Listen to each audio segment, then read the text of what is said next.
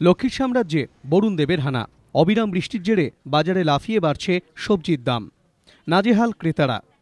৩ থেকে ৪ দিনের টানা বর্ষণ, নিম্নচাপে নাকাল ছিল আম জনতা।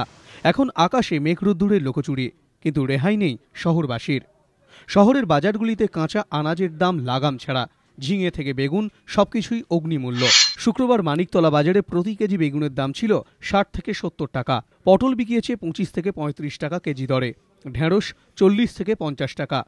প্রতি কেজি বিনসের দাম ৬০ থেকে ৭০ টাকা।